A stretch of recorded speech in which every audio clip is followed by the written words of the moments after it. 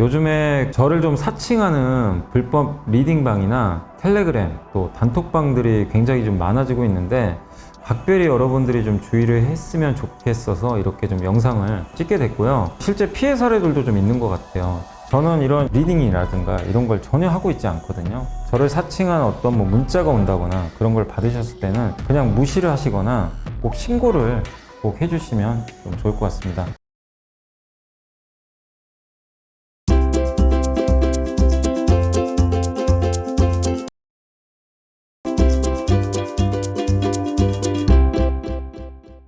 네, 안녕하세요. 이베스트 투자증권 염승환입니다. 2023년 오늘 7월 7일 금요일 시장 함께 읽기 시작하겠습니다. 이번 주는 좀 힘들죠. 월요일 빼고는 이제 계속 4일째 시장이 힘없이 밀리고 있고, 오늘은 거의 급락을 하고 있습니다. 어제는 코스닥이 급락했고, 오늘은 이제 코스피가 힘없이 좀 밀려버리는 그런 흐름이 좀 나와서 좀 어렵긴 합니다. 삼성전자가 실적이 좋다고 할 수는 없는데, 예상보다 잘 나왔지만 시장은 일단 오히려 좀 매도 쪽으로 좀 전환이 되면서 주가는 안 좋은 상황이고, 그래서 일단 계속 좀 증시가 미국에 비해서는 상당히 좀 부진한 그런 모습이 계속 이어지는 것 같습니다. 자, 그래서 오늘 일단 이제 시장 끝나면 또 한번 말씀을 해드리고요. 오늘 일단 먼저 보고서 이렇게 많지는 않지만 자동차 업종 여전히 좋게 보자 그 내용하고, 이제 라면 여전히 괜찮은 것 같아요. 확실히 라면이 음식료에서 삼성전기, LX 일렉트릭은 참 오랜만에 보고서 나온 것 같고요. 그 다음에 현대백화점 그룹이 어제 이제 공개 매수 한다라는 이제 유상자 공시가 떴죠. 현대백화점이 하는 게 아니고 지주회사. 예. 그래서 그거 내용 일단 전반적으로 호재로 좀 봐야 될 것 같고요. 그 다음에 현대모비스 탐방 갔다 온 자료고, 광물자원 민족주의, 히토류 중국의 규제, 요거에 대해서 한번 설명을 해드리도록 하겠습니다. 자, 그래서 오늘 이제 메리츠의 김준수 연구원님이 어쨌든 이제 자동차를 올해 들어와서 좋게 보시고 계시고, 지금도 여전히 좀 괜찮다라는 내용의 보고서인데, 오늘은 좀 빠졌지만 이제 피크아웃 계속 나오는데 그 유통기한 이제 마감해야 된다. 유통기한 끝나간다. 한마디로 너무 피크아웃 이제 신경 쓰지 말자는 그런 내용인데, 근데 시장은 계속 신경 써요. 너무 잘 나와도 걱정입니다.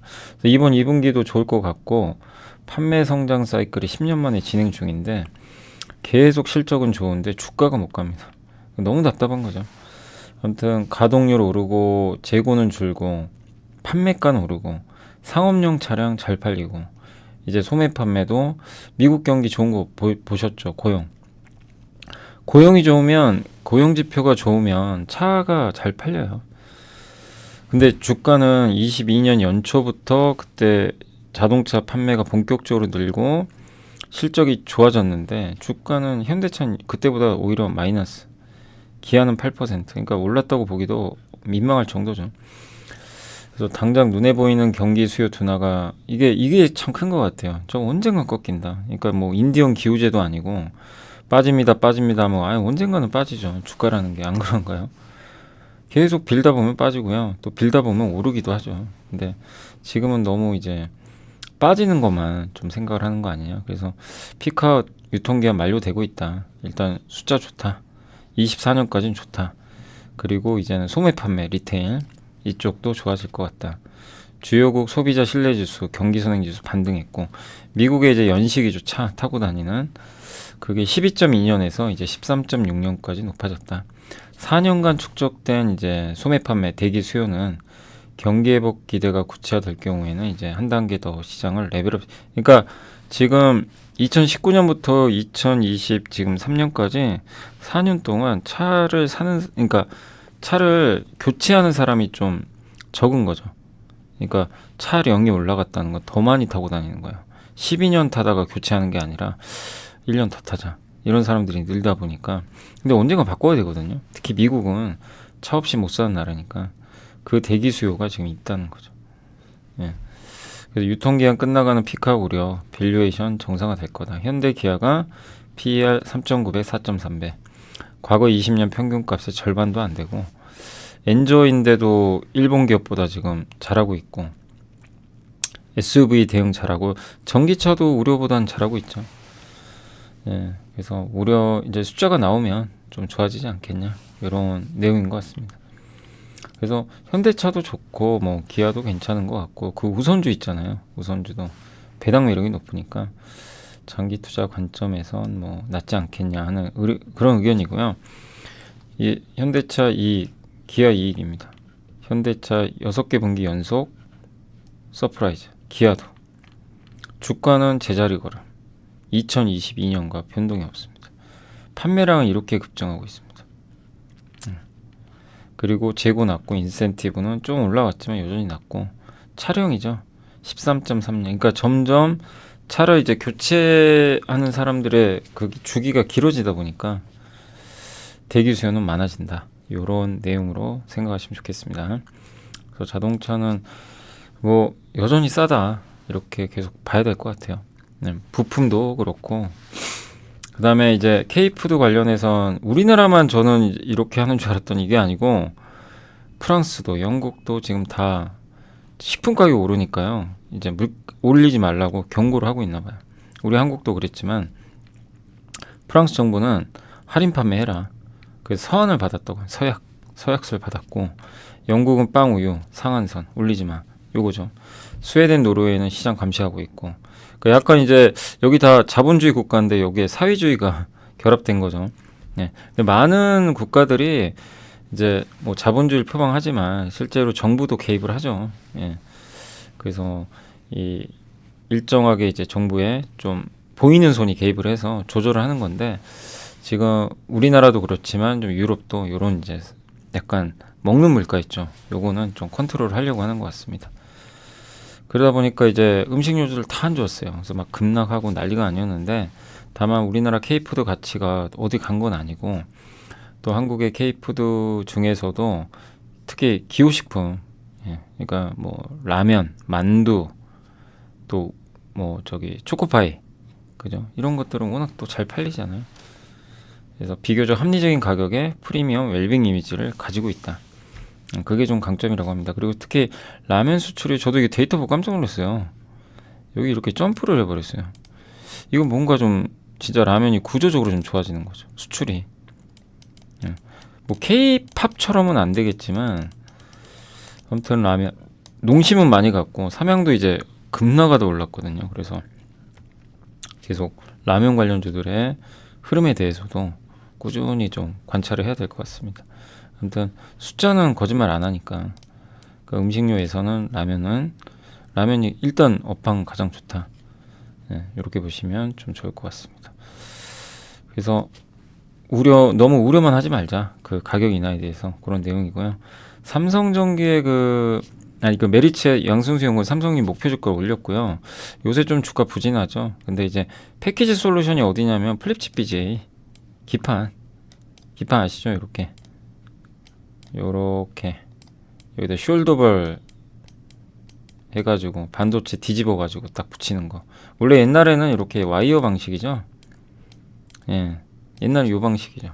근데 입출입구가 4개밖에 없는데 요건 뭐죠?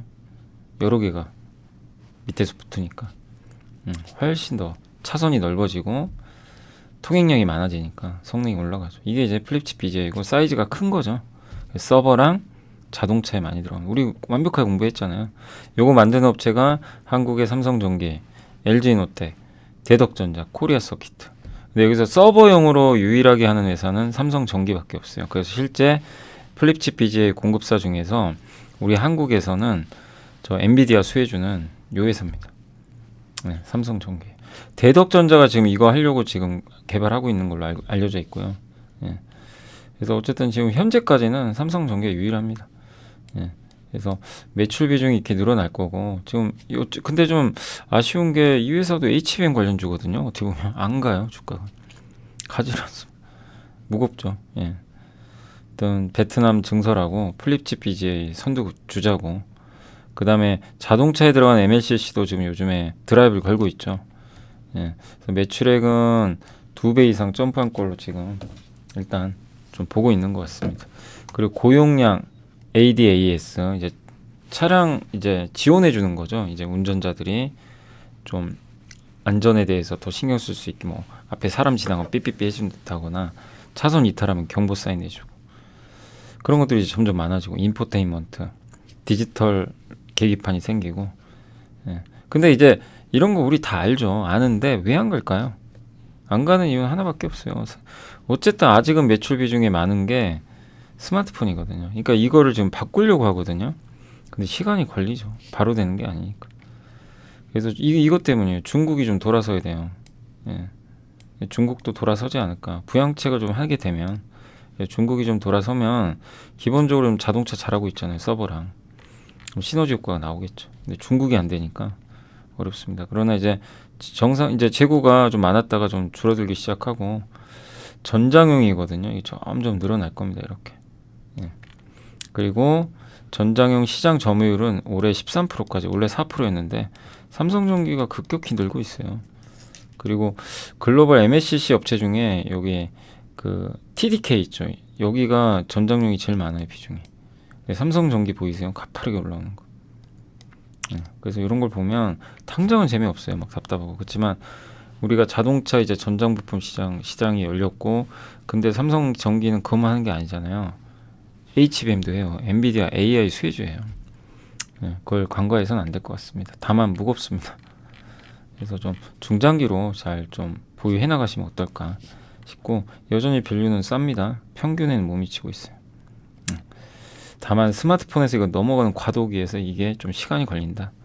그렇고 LX 일렉트릭은 이제 저희 당사 성종환 연구원님 목표 주가 올렸고요. 수주 급증하고 있고 영업이익 40% 증가할 걸로 전망하고 시장 기대치 10% 상회할 걸로 좀 전망합니다. 2분기 실적도 좋을 것 같아요. 1분기도 괜찮았죠. 수주액도 전분기 대비 23% 증가했고 이번 분기도 20% 이상. 그래서 지금 계속 수주 잘 되고 있고요. 근데 이게 이 LX 일렉트릭은 원래 좀 작년에 주가 좀 부진했던 게 북미 생산 법인이 없어요. 그래서 미국에서 될까 이랬는데 실제 미국으로 근데 수출이 늘어나고 있어요. 예, 북미 수주가 여기 보시면 급증하고 있습니다. 예, 그래서 원래 이게 매출 비중이 얼마 안 됐거든요. 근데 이게 15%까지 늘어났고 더 늘어나겠죠. 왜냐면 미국은 지금 뭐 신재생 에너지부터 전기차 뭐 각종 전기가 다 필요해요. 근데 전력망이 다 노후화돼 있어요. 한국과 달라요.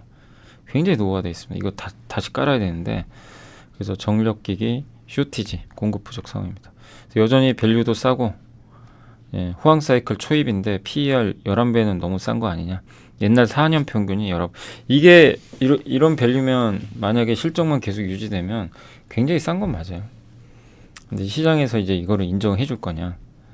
계속해서. 그러니까 결국 숫자로 증명해 주면 되겠죠. 그리고 여러 가지 모멘텀, 미국, 중동, 신재생 에너지, 데이터 센터 투자, 전기차 다 전력 수요잖아요. 예, 이런 것들을 인해서 호황 사이클이 좀 길지 않겠냐. 수주가 지금 현재 이제 여기 1분기 수주고 꾸준히 이렇게 늘 걸로 예상하고 있고, 북미 매출 비중이 이렇게 늘어나 버렸어요. 요게 좀 의미가 있죠. 갑자기 확 점프를 했습니다. 그리고 미국의 저탄소, 탄소 배출이 적은 발전업료, 발전량 추이인데 뭐 이건 우리가 안 봐도 비디오죠. 계속 오르겠죠. 신재생 에너지나 변압기 대미 수출액 추이인데 이게 2008년 9년도에 이렇게 늘었다가요, 줄었다가 이제 다시 좀 늘기 시작했다. 확실히 좀 레벨업은 됐다. 이렇게 보시면 되겠고, 이게 대미 수출액 추이인데 보시면 이렇게 점프를 했습니다. 예. 이 전력기기 요거 이제 그 규격에 따라서 좀 다르긴 하지만 급증하기 시작하죠. 예. 그리고 미국에서 이제 수입하는 거, 미국이 수입하는 비중이에요. 미국 외에서 점프하죠. 예. 특히 한국에서 많이 수입을 한다고 합니다. 이런 걸 보면 긍정적이죠. 제가 작년에 좀 이렇게 봤던 거 중에 제가 이제 약간 그쪽엔 좀 지식도 그렇게 많지 않아 가지고 제일 아쉬웠던 기업이 작년에 뭐 다른 거보다 재룡전기예요. 재룡전기. 뭐 지금은 이미 올랐으니까 그때 봤거든요. 근데 어떤 또 블로그에서도, 제가 블로그 몇 개 또 소개해 드렸잖아요. 누가 또 장문의 글을 쓰신 거예요. 그래서 읽어봤는데 내용은 좋아요. 근데 사실 보고서가 없어요. 일단 기본적으로 보고서가 없으면 제가 소개해드리기가 좀 힘들어요. 그건 좀 양해해 주세요. 예. 그래서 근데 읽어봤는데 진짜 괜찮더라고요. 내용이. 근데 주가가 이미 올랐어요. 그리고 이게 그래도 여기서 더 갈까? 예, 약간 그런 생각 들더라고요. 그리고 제가 전문 분야 아니다 보니까 근데 주가가 어마어마하게 또 그 후로도 갔습니다. 그래서 제가 느낀 건 올랐다고 못 살 건 아니에요. 투자하실 때 주가가 상승을 했어도 2배 올랐어도 여기 여전히 싸면 투자하는 게 맞는 것 같아요. 예. 근데 물론 이제 2배 올랐으면 변동성은 나와요. 이제 그 변동성 이용하시면 좋겠고, 그래서 중요한 건 주가 오른 거보다도 업사이드입니다. 여기서 더 갈 수 있느냐. 그러니까 참 이게 어려운 게요. 루닉 같은 거는 그렇게 올랐는데도 5배 갔어요. 그죠? 예. 또 어떤 거는 또 높게 올랐지만 다시 제자리 가는 경우도 있고. 그러니까 결국엔 기업의 성장이에요. 성장이 계속 이어지느냐. 요게 핵심인 것 같아요. 그러니까 이제 전방산업을 그래서 보는 거예요. 전방산업이 좋아야 돼요. 그래서 삼성전기도 저는 괜찮다고 보는 게 전방산업이 좋잖아요. 스마트폰은 이제 지지만 체질 개선하고 있고, 여기 전력기기도 전방산업이 좋죠. 근데 우리나라 내수는 그게 안 되니까. 라면은 되는 이유가 뭐죠? 해외 잘 되니까. 그러니까 그런 계속 한번 성장을 고민을 해보세요. 투자하실 때. 그 고민을 계속해서 좀 하는 게 좀 필요할 것 같습니다.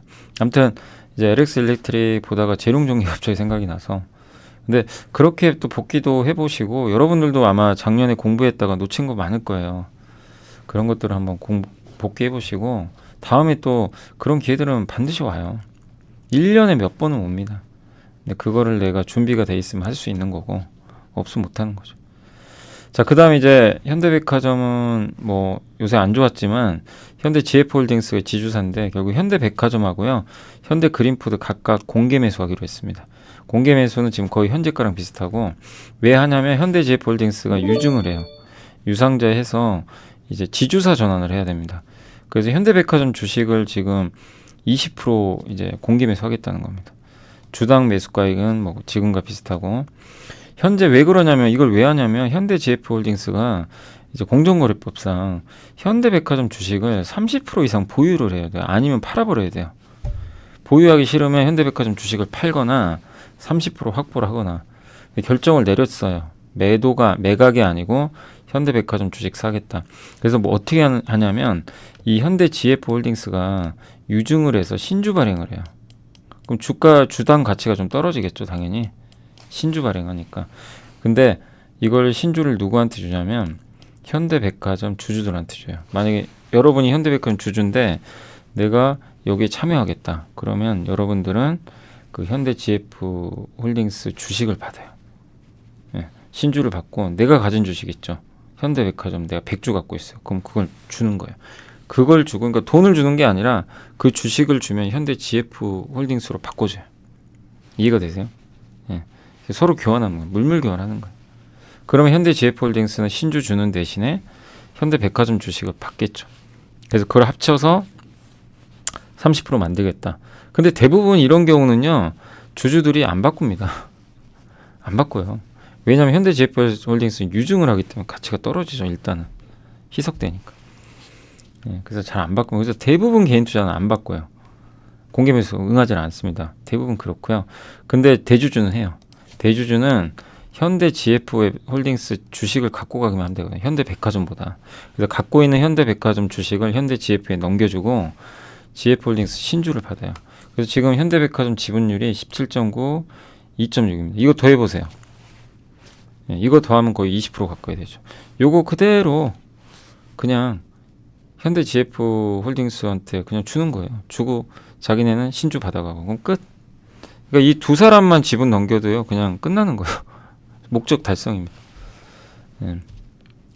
그래서 그렇게 지금 하는 거고, 그래서 현대 GF홀딩스는 주가가 낮을수록 유리하고 현대백화점 주식은 오를수록 사실 유리하긴 거긴 한데, 또 오너일가 참여만으로 진행에 문제는 없을 것 같습니다.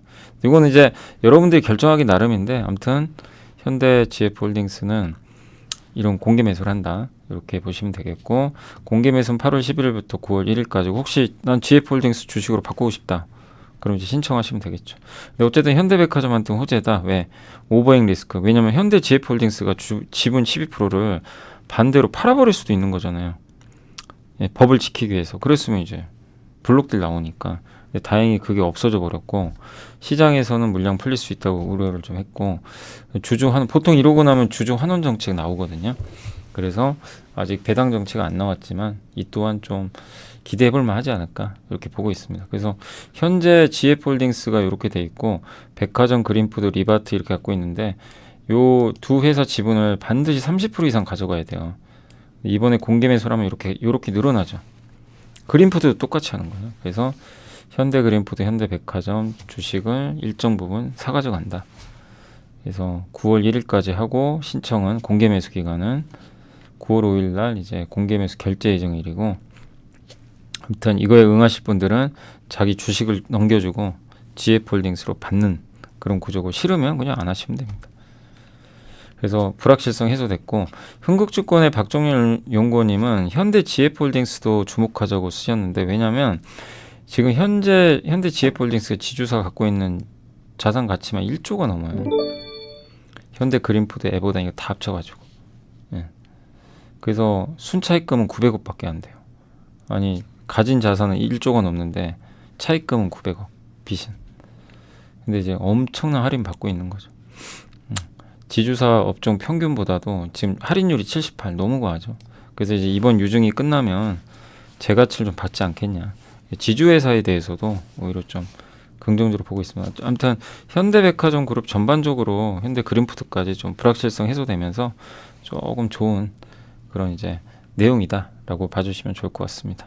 자, 그리고 이제 오늘 현대모비스가 이제 탐방 노트인데 꽤 길더라고요. 근데 간단히 좀 설명드리면, 어제도 이제 유지웅 연구원님이 뭐 몇몇 기업들, 예, 자동차 부품 회사들 여전히 싸요 사실. 그렇게 올랐어도.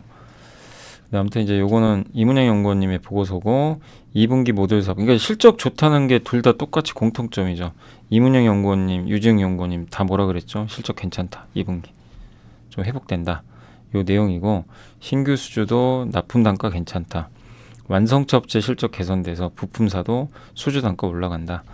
그 다음에 올해 하반기부터 현대차 기아가 대형 SUV나 전기차 신차 사이클 시작되니까 수익성은 더 좋아진다. 그리고 파워 일렉트릭 생산하는데, 이게 뭐냐면 구동 모터나 이제 거기 들어가는 전력 제어기, 감속기 다 결합한 거예요. 그러니까 모터, 엔진 역할을 하는 거예요. 그러니까 옛날에 엔진을 누가 만들었어요? 현대 위아가. 내연기관차 엔진이잖아요. 근데 전기차는 배터리죠. 그 배터리를 조합을 해서 모터랑 연결하는 거거든요. 근데 이게 이제 어떻게 보면 이게 엔진 역할을 하는 거죠. 그거를 이제 모비스가 담당하는 거고. 그래서 국산화 완료됐고, 여기 들어간 전력 반도체 설계도 일부 내재화를 완료했다고 합니다. 이걸 만드는 생산 장비는 이제 국산화를 좀 완료를 또 했다고 하고요. 이렇게 되면 이제 비용이 줄겠죠. 그래서 계속 설비 투자한 이제 이런 효과가 좀 나오는 것 같고, 그리고 이 헤어핀이라 그래가지고 요게 이제 머리 모양처럼 생겼다 그래서 헤어핀이라고 하는 거예요. 근데 이거를 촘촘히 넣으면은 출력이 올라가는데 10층짜리라고 합니다. 10레이어, 10개 층. 근데 현대차, GM, 테슬라가 8개 층이거든요. 근데 이 기아 EV9은 10개 층. 출력이 올라가겠죠. 그 다음에 이제 제어기, 인버터 사용해서 직류를 교류로 변화해주고, 또 열관리 소프트웨어도 장착돼 있고, 전력 반도체도 내재화했고, 네. 그 다음 BSA라고 이제 배터리, 예, 다 조립해가지고 이제 모터랑 연결해주는 거죠. 그래서 여기에 냉각 제어 시스템, 배터리 셀 가져다 다 포장하고, 최종 이제 끝판왕이죠. 마지막을 장식하는 거죠, 배터리. 그래서 이제 BSA 구성은 배터리 셀 하나짜리 있죠. 요거를 모아요. 4개로, 예, 아니 12개로. 12개를 모으면 셀이 되죠. 배터리 셀을, 그러니까 배터리 셀 하나를 그러니까 12개를 모으면 모듈. 12개가 모듈로 돼요. 그래서 여기 써 있죠. 12개. 그 다음에 이 12개짜리로 만들어진 모듈 있죠. 이 모듈을 4개 있죠. 각각. 4개를 하면 팩이 돼요. 그 다음에 이 팩을 또 8개로 타닥 붙여. 그래서 이게 BSA 최종본이 완성된다. 안녕하세요. 이베스트 투자증권의 염승환 이사입니다. 계좌를 신규 개설한 고객님께 요약집 주식 상품권 10달러를 드리는 이벤트를 진행합니다. 영상 하단 더 보기란을 통해 많은 참여 바랍니다. 그래서 세방전지 인지컨트롤스 덕양산업은 요거 있죠. BPA 있죠. 팩을 조립하는 회사고, BSA는 이제 요건 모비스가 하고, 성우하이텍도 이쪽 시장에 좀 신규로 진출했다고 합니다. 네, 그리고 현대차, 기아, 전기차가 많이 팔리면 당연히 저기서 매출이 많이 나오겠죠. 그래서 K 전기 또 이게 현대차 그룹만이 아니라 GM, 포드, 폭스바겐도 이쪽에 이제 대량 생산 들어가는데 아마 이 기업들이 외주를 주면 현대모비스나 아니면 성우하이텍이나 이런 기업들이 수주를 따낼 수 있고 아마 GM은 성우하이텍에 그때 줬던 걸로 알고 있습니다. 그래서 이제 다변화되는 거죠. 폭스바겐은 지금 현대모비스에 준다라는 기사가 한 번 있었고 그리고 22년부터 해외 OEM 수주가 이렇게 늘어나고 있어요. 실제. 그래서 시스템 단위로 수주 내용도 레벨업 되고 있고 예. 그래서 유럽향으로 22년도에 1조 원 정도. 그래서 이 BSA 사업부가 굉장히 커지고 있다. 저 배터리 이제 조립해가지고 하는. 그래서 23년도에 폭스바겐 같은데. 그러니까 뉴스는 나왔습니다. 저거는. 네, 확정된 건지 모르겠어요. 요게 이제 플랫폼이죠. 그래서 여기 이제 배터리 시스템이 여기 들어가는 거. 이게 BSA예요. 예. 인버터, 구동 모터 이런 걸 다 해요. 예. P 모듈. 예. 그래서 여기 헤어핀, 모터, 감속기, PE 시스템 요거를 이제 모비스가 다 하고 있고요. 제어기도 다 합니다. 이게 전기차에 다 들어가잖아요. 원래 이게 없는 거지잖아요. 옛날 내연기관차. 그러니까 그래서 현대모비스를 긍정적으로 보는 이유는 좀 주가는 그동안 안 좋았지만 이런 것들이 언젠간 좀 결실을 보지 않을까 생각하고 있고 모비스는 어쨌든 설비 투자 이제 연구개발 투자 줄어들 겁니다. 조금씩 정점 찍었으니까 이제 수익성 좀 개선될 것 같고 설비 투자 매출액 대비해서 이제 감소하겠죠. 그래서 좀 성장이 좀 느리죠. 비용도 좀 많이 들고 그렇지만 단단하게 좀 올라가기를 기대하겠고 주가는 여전히 좀 싸다라고 말씀드리겠습니다. 자 그리고 이제 오늘 이제 보고서는 마지막인데 그 광물자원 민족주의라 그래서 중국의 광물자원은 지배력은 어느 정도 될까? 하이난 연구원님이 쓰셨고 지금 미중 패권 경쟁이 갑자기 이제 히토류 규제안이 뭐 이래가지고 예, 광물 자원으로 확산되는데 중국 상무부가 갈륨, 게르마늄 수출 통제 조치 발표했고요. 중국이 이걸 장악하고 있거든요, 실제. 미국 정부는 50개의 광물을 이제 핵심 광물로 지정했는데 수출 통제 결정한 갈륨. 근데 이거는 중국 외에서 공급지 찾는 거는 불가능하다고 합니다. 그러니까 중국이 알고 하는 것 같아요. 그래서 갈륨의 글로벌 전체 생산인주 중국 비중은 98%, 매장량 기준으로 86. 러시아 점유율까지 추가하면 99. 그러니까 이제 중국, 러시아가 수출 안 하면 이건 이제 못 받는 거죠. 그래서 대체 공급지를 찾을 수가 없대요. 근데 이거를 이제 알고 수출 통제하겠다. 그래서 유럽하고 지금 미국이 반발하고 있죠. 갈륨, 게르마늄 외에 추가적으로 수출 통제가 가능한 것들은 이제 히토류도 있고 흑연 있죠. 흑연은 사실상 중국이 다 장악했어요. 그래서 이거를 당장 대체하기는 좀 어렵고 예. 그러니까 이제 이 흑연 또 배터리에 들어가니까 참 이게 또 공급망이 예, 어떻게 될지 모르지만 중국을 지금 대체하기는 좀 어렵거든요.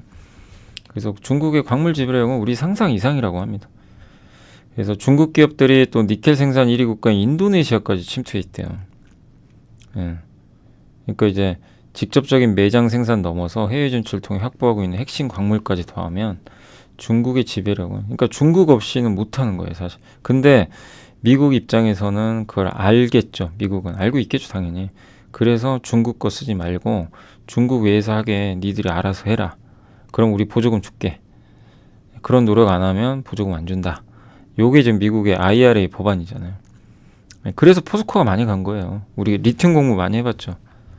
포스코는 직접 리튬을 지금 그리고 어디죠? 그 니켈도 하잖아요. LS도 니켈하고 그다음 LX 인터내셔널도 니켈 광산 인수하려고 하고 있고 그 다음에 흑연 공급 탄자니아였나요? 포스코 인터 기억나시죠? 얼마 전에 탄자니아에서 흑연 중국의 지금 의존도가 높으니까 근데 그러니까 이런데 다변화하는 기업들은 밸류를 올려버리는 거예요. 이게 악재잖아요. 근데 악재인 대신에 우리 인류는 저런 게 있으면 다변화 시켜버립니다. 어떻게든 다 찾아내요. 지금 당장 아니더라도. 그래서 그걸 노력하는 기업들한테 보상을 주는 거죠. 그게 지금 뭐 상사나 이런 철강, 뭐 LS 같은 뭐 이런 기업들이 그런 사업들을 하다 보니까 예, 시장에서 인정해 주는 거죠. 그러니까 어떤 건지 아시겠죠? 이런 배경들을. 그래서 이렇게 갈륨은 그냥 뭐 중국이 꽉 잡고 있고요. 히토류도 중국, 흑연도 사실 중국 없으면 불가능하다고 합니다. 그 다음에 이게 광산 프로젝트인데 중국이 많이 들어가 있나 봐요. 이것도 좀 골치 아픈 거죠. 중국이 이제 인도네시아 쪽하고. 그래서 미국이 과연 여기에 맞서서 좀 약간 굴복을 할 건지 계속 강대강으로 갈 건지 이거예요. 중국 입장에서는 미국이 반도체 안 주니까 그래 니들도 한번 당해봐라. 우린 히토리 안 준다. 이제 진짜 한다 이겁니다. 예. 근데 이게 혹시 기억나세요? 2019년도에 일본이 우리나라의 그 반도체 소재 핵심 소재 3개 수출 금지령 내렸죠. 그때 한번 난리 났죠. 우리나라 반도체 큰일 났다. 어떻게 됐죠? 우리나라 이제 이거 없으면 잇몸으로 한다고 이 국산화 해가지고 리스크를 없애버렸죠. 그래서 한 단계 반도체 소부장 기업들이 레벨업이 됐어요. 글로벌 회사가. 그 중에 대표적인 회사가 동진세미캠, 솔브레인 같은 기업이죠. 예. 그러니까 이게 당장은 악재일 수 있지만 이 과정에서 이걸 극복하는 기업들, 도와주는 기업들은 좋은 모멘텀이 될 수밖에 없어요. 그럼 우리는 투자 관점에서 봐야 되니까 그런 것도 여기서 상사나 이런 뭐 기업들이 올라가는 게 일시적은 아니다라고 봐야 될 것 같습니다. 자, 그래서 이제 여기까지 좀 한번 그 보고선 좀 말씀드렸고 오늘 이제 어제 나왔던 그 공시 한번 좀 살펴보도록 할게요. 어제 내부자 매수는 어제도 그 대한약품 이윤우 회장님이 27,000원대 좀 사셨고 태형건설도 요즘에 계속 사긴 삽니다. 요새 건설주 최악이죠. 진짜 너무 안 좋은데 아무튼 여기 태형건설은 계속 매수를 하고 있고 NHN 아시죠? 또 오랜만에 보네요. 그 김상욱 사회이사가 장내 매수를 좀 일부 2,380만원 어치 했다고 공시가 돼 있습니다. 그 다음에 전자공시 조금 없었네요. 어제는. 네, 요거 이제 그저께 거고. 그래서 네, 딱히 공시 쪽은 좀 없었던 것 같습니다. 오늘은 그 아까 장중에 보니까 현대중공업 있죠. 현대중공업이 또 수주를 좀 몇 개 따낸 것 같더라고요. 네, 그런 정도가 있었다고 생각하시면 좋겠습니다. 자, 이제 오늘 시장이 끝났고 오늘은 뭐 장이 급락했죠. 예, 급락했는데 오늘 또 시장 흐름 한번 말씀을 드리도록 하겠습니다. 네. 자, 이번 한 주는 이제 코스닥 같은 경우도 그렇고 코스피도 좀 부진했고요. 코스닥은 0.11% 하락을 했고 코스피가 좀 안 좋았어요. 코스피가 1.47% 좀 주간 기준으로 빠져서 지금 거의 한 달째 지금 조정을 계속 받고 있는. 그러니까 이번 주는 아쉬웠던 게 주초 좋다 그냥 무너져 버렸어요. 그래서 증시는 결국 왔네요. 진짜 2,520을 찍고 거의 500까지 갔다 왔죠 오늘. 2,500 근처까지. 그래서 2,520까지는 일단 내려와 버렸고요. 예. 그리고 오늘은 이제 외국인들이 주식을 좀 팔았고 기관들 엄청나게 팔았습니다. 특히 사모펀드, 뭐 금융투자 할 것 없이 그냥 융단 폭격을 부어버렸네요. 오늘 업종으로는 그 외국인들이 전기전자 오늘은 좀 팔았어요. 오늘 삼성전자나 이런 것들은 조금 약간 좀 쉬어가겠다라는 모습이고 이 와중에도 조선주 많이 삽니다. 오늘 제일 센 섹터 중에 하나가 조선인 거 아시죠? 조선금융 보험주는 좀 샀습니다. 개인들은 그냥 이 운수장비 조선 기계 빼고는 다 샀고요. 기관은 오늘 소형주 빼고는 다 던져버렸습니다. 특히 전기전자 융단 폭격을 해버렸습니다. 그러니까 오늘 삼성전자 막 팔아버린 것 같아요, 기관들이. 그러니까 오늘 하락의 어떻게 보면 주인공이라 해야 되나요? 기관이 이끌었다. 이렇게 봐야 될 것 같고 오늘 일부 광고 관련주들이 좀 올랐네요. 일부. 예. 플레이디가 좀 많이 올랐고요. 예. 그리고 리튬 관련주도 오늘 굉장히 좋았습니다. 요새 금양이 정말 뜨겁습니다. 금양도 뜨겁고 또 에코프로도 이제 100만 원 앞두고 있고 또 특히 포스코퓨처 어제 우리가 한번 그 리튬 공부했죠. 참 이거 읽다가 힘들긴 하더라고요. 너무 길어가지고. 예. 근데 아무튼 이제 오늘 리튬 관련주들은 일단은 돋보였다. 뭐 강원에너지 그리고 조선주도 오늘 돋보였습니다. 특히 하나오션이 오늘 아주 뜨거웠다. 예. 군함 구축 사업 더 하기 위해서 투자한다는 얘기가 좀 있더라고요. 조선 기자재도 오늘 좋았습니다. HSD 엔진도 굉장히 좋아요. 예, 꾸준하게 좀 올라가는 것 같습니다. 그리고 건설기계도 오늘 다시 한번 회복됐네요. 최근 조금 빠졌다가 다시 반등해주고 있고, 전력 설비 쪽도 오늘 괜찮았습니다. 그리고 원자력 발전소 해체, 통신 장비 조금 살아났고요. 다산 네트워크스가 오늘 좀 많이 올랐네요. 방산주도 강보합 정도 기록이 있고, 근데 오늘 덕산 하이메탈이 요새 이게 HBM 수혜주로 분류되어 있죠. 숄더볼 범프 아시죠? 그거 만드는 기업이니까 그래서 오늘도 좀 달렸던 것 같습니다. 다만 이제 오늘 여전히 안 좋은 건 안 좋았고, 특히 이쪽에 LED 관련주가 좀 안 좋았고요. 건설주는 오늘도 좋지가 않았습니다. GS건설이 여전히 좀 급락하고 있고, 추가적으로 지금 한 번 더 빠져버렸어요. 뭐 이유는 아실 거예요. 이제 건설주들 지금 현재 상황 자체가 좋지가 않습니다. 이게 자꾸 사고가 나니까, 그러니까 조사 결과가 좀 나와서 이게 어쨌든 끝나야 될 것 같아요. 뭔가 이슈가 그래야만 회복이 될 것 같고, 좀 시간 걸리고요. 오늘은 아모텍이 좀 급락했네요. 아모텍도 그때 이제 MLCC 관련해서 많이 좀 좋았었는데, 글쎄요, 오늘 왜 이렇게 빠졌나요? 빠진 이유는 특별히 나온 건 없습니다. 기관에서 좀 물량을 정리한 것 같은데, 일단 내용은 나온 건 없습니다. 아직까지. 근데 오늘은 좀 아모텍이 충격을 좀 크게 받는 그런 좀 모습이 나왔던 것 같고, 전체적으로 여기 MLCC가 다 안 좋았어요. 뭐 원택, 대주전자재료, 삼성전기도 좀 좋지는 않았던 것 같습니다. 그리고 반도체 대표주도 오늘 안 좋았고요. 삼성전자, 하이닉스. 오늘은 이제 IT 업종은 대부분 좀 안 좋았던 것 같습니다. 실적은 예상보단 잘 나왔지만 뭐 일단 팔자는 심리가 강했고, 6천억이 뭐 잘 나온 거냐, 시장에서 좀 평가 절하를 좀 하지 않았나 라고 보여지고, 또 중국 수요가 아직은 안 좋거든요. 그게 좀 원인인 것 같고요. 그 다음 이제 낸드 관련주들도 오늘 다들 많이 빠져. 테스가 오늘은 또 7%나 급락을 했고, 한솔케미칼 뭐 다 잘 나가다가 지금 뭐 두들겨 맞고 있는 것 같습니다. 그러니까 실적에 대한 좀 우려죠. 삼성전자도 이번에 삼성전자 실적에서 보니까 낸드 쪽이 조금 안 좋게 나오지 않았나, 그렇게 좀 보고 있는 것 같더라고요. 방향성은 좋아지는데, 그래서 오늘 반도체는 아무튼 안 좋았습니다. 좀 울상이고, 전기차 충전, 뭐 애플페이 이쪽 폴더블 폰도 좀 빠졌고요. 모바일 게임 회사들도 여전히 안 좋습니다. 펄어비스만 유일하게 잘 버티는 것 같아요, 거의. 그리고 종합상사는 오늘 좀 쉬었네요.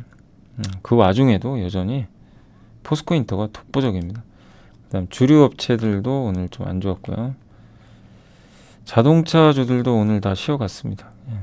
현대 위아 빼고는 그 다 일제히 조정을 오늘 받았습니다. 항공주도 좀 조정 받았고요. 반도체 소부장도 일부 여기 뭐 동진세미캠, 덕산하이메탈 빼고는 오늘 다 조정을 좀 비교적 크게 받았습니다. 그리고 인터넷 대표주도 어제 좋았는데 그냥 하루 만에 다시 다 빠져버렸고요. 니켈도 빠졌고, 한마디로 그냥 급락장이었습니다. 급락장 오늘은. 많은 기업들이 좀 급락해버리는 안 좋은 흐름이 나왔습니다. 뭐 음식료도 안 좋고, 2차 전지도 일부 뭐 리튬주는 좋았는데, 손해보험도 DB 손해 빼곤 다 빠졌고요. 골프, 뭐 반도체 장비, 교육주, 2차 전지 장비, 2차 전지 셀, 태양광, 뭐 AI, 석유화학, 뭐 가릴 것 없이 오늘은 많은 기업들의 주가가 좀 좋지 않았다라고 말씀을 드리겠습니다. 되게 어려운 장이네요, 진짜. 지금 한 달째 조정이거든요, 코스피가.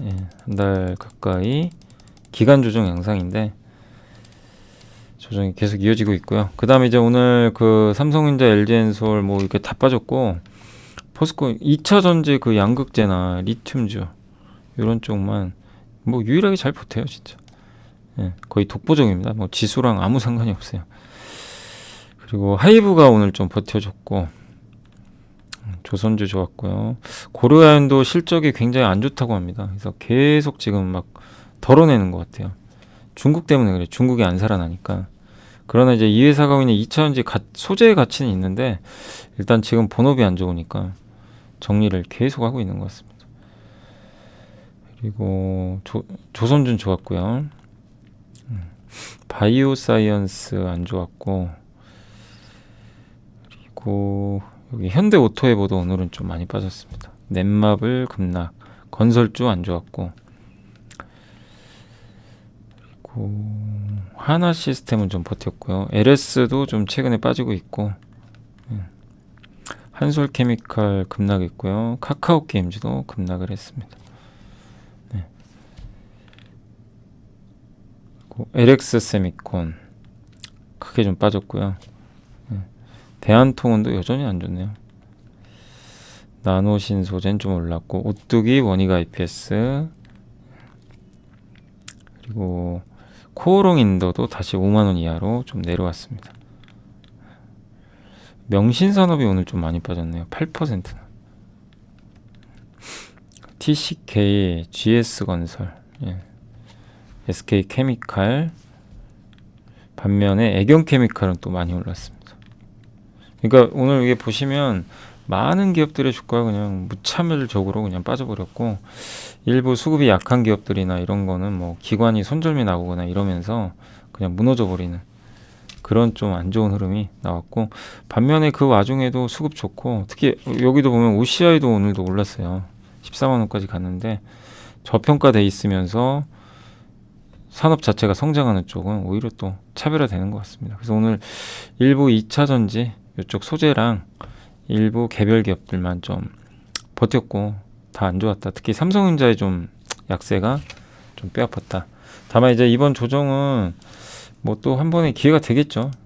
그래서 삼성전자 좀 쉬어가는 구간에서 결국 오긴 왔습니다. 2,500까지는 왔고, 요 기간 조정 좀 더 이어진 후에 다시 한번 좀 반등을 기대해 보겠습니다. 어쨌든 지금 단기적으로는 좀 조정 구간이다 라고 봐주시면 좀 좋을 것 같습니다. 자, 그리고 이제 끝내기 전에 요것만 좀 한번 보여드릴게요. 아마 보신 분들도 계실 텐데, 여기 한걸음님이 슬기 자산운용에 이분 저도 이제 인터뷰 봤거든요. 저도 이제 배울 점이 너무 많아요. 한번 봐보세요. 와이스트릿 가면 거기에 이분 이제 직접 영상도 있고, 근데 이제 나는 시간 없다 하면은 여기 한걸음님 아시죠? 여기 여기 송근영 이사님 이제 나오셔가지고 여기에 이제 한걸 요약을 해줬어요. 그러니까 뭐냐면 이분, 그러니까 저도 읽어보니까 뭐냐면은 옛날에 이분도 무조건 싼 것만 샀대요. 저퍼즈만. 그냥 아주 PER 2배, 3배만 골라가지고 사셨는데 지금 스타일이 바뀌어서 SM을 한번 성공했대요. 옛날에 남들도 좋아하는 걸 사자. 싼데 남이 좋아할 만한 요소를 갖춰. 이건 피터 케이 님도 똑같이 하신 얘기예요. 나만 좋다고 생각하지 말고 지금은 싼 건 같은데 앞으로 남이 좋아할 만한 거.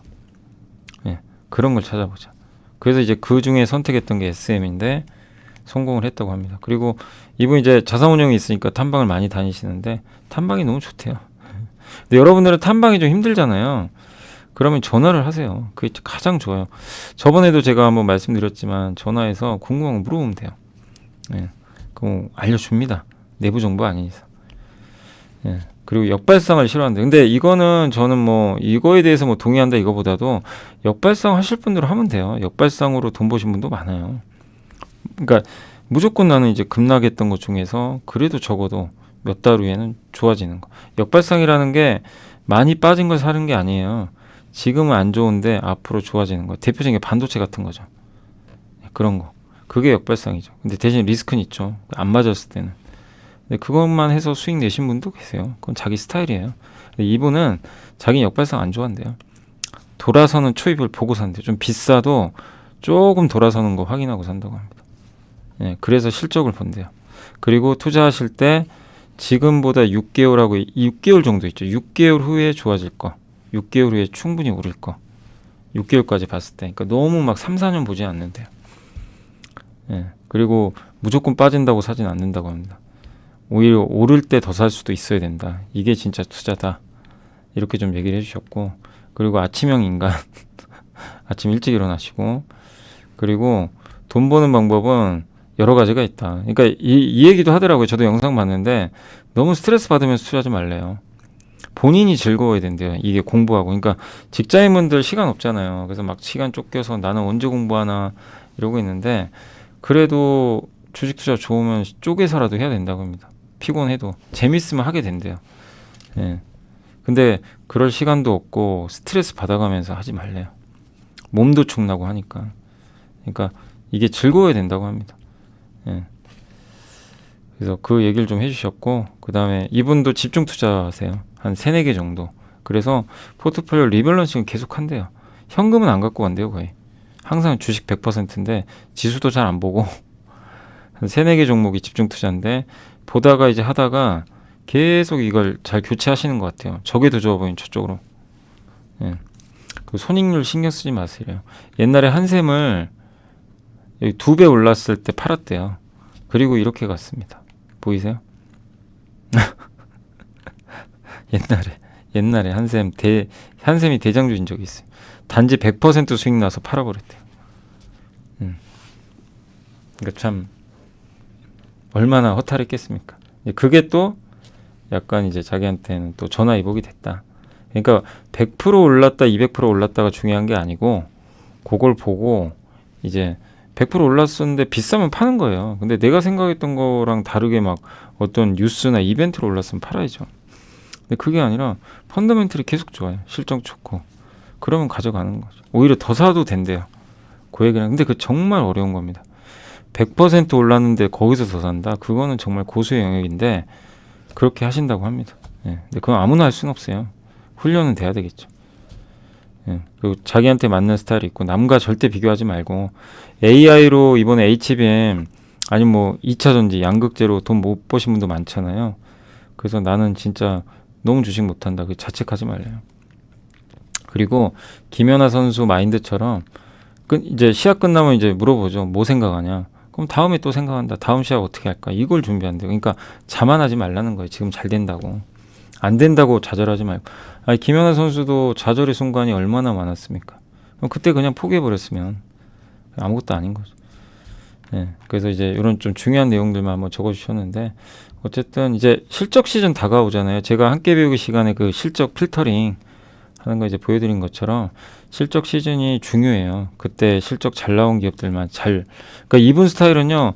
실적이 잘 나오고 업사이드가 보이면 그날 상한가에라도 자기는 사버린대요. 산다고 합니다. 저도 그 얘기 듣고 이제 좀 놀랐는데 정말 어려운 일이잖아요. 상한가가 안 돼 산대요. 그냥. 그날이 저점이래요. 그냥. 자기가 생각했을 때. 실적이 좋아지는 게 보이면서 붙었기 때문에. 예. 그래서 한번 여러분들도 그러니까 이번 실적 시즌 이제 시작되니까 한번 실적 시즌에 그런 또 기업들이 나올지 모르겠지만 뭔가 또 놀라운 서프라이즈를 전해줄 기업들은 분명히 나오겠죠. 그런 기업들이 단지 올랐다고 그냥 하지 말자 이거보다도 분석을 해서 된다면 한번 그래서 이번 또 2분기도 실적 한번 좀 잘 체크해서 한번 대응을 해보면 좋을 것 같습니다. 그래서 한번 요 영상도 한번 찾아서 보시면 좀 여러분들한테 좀 한번 다시 한번 나는 투자 한번 어떻게 해볼까. 근데 본인이 잘하고 있는 스타일을 바꾸지 마세요.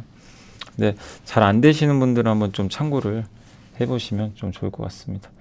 자, 오늘 이제 방송은 여기서 좀 마치도록 하겠고요. 아무튼 오늘 너무 힘든 장이었죠. 예, 기업들도 다 안 좋고, 예, 좀 우울한 또 한 주였습니다. 네, 힘내시고 다음 주에 좀 뵙도록 하고요.